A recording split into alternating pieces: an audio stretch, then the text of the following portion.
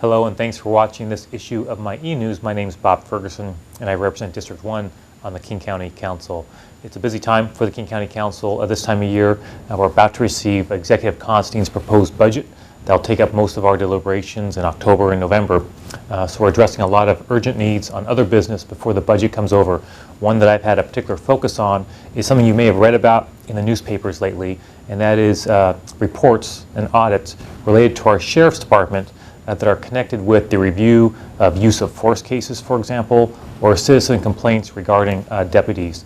And of course, I think we can all agree that the overwhelming majority of our deputies serve with honor every day and put their lives on their line for all of us.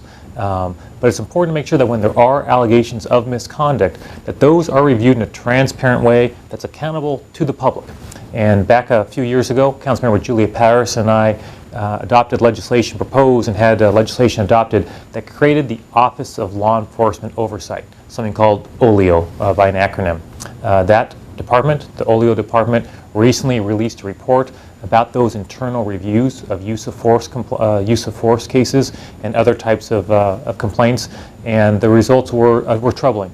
And my committee, the Accountability Committee for King County, reviewed that report, received a number of recommendations for how to improve the transparency and accountability inside the Sheriff's Office. I'm very pleased that Sheriff Strahan was very responsive, agrees with the recommendations, and is moving forward quickly to implement those recommendations to improve that part of his office. So what we're doing now is Councilmember Paris and I are proposing legislation. That's an action plan for addressing each one of these recommendations from the audit as well as from the OLEO's report of the Internal Investigations Unit at the Sheriff's Department.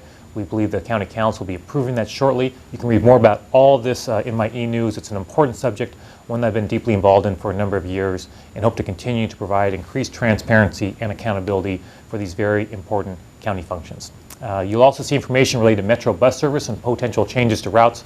Encourage you to check that out if, like me, you use Metro bus service. Thanks so much for watching this issue of my eNews. Look forward to your feedback.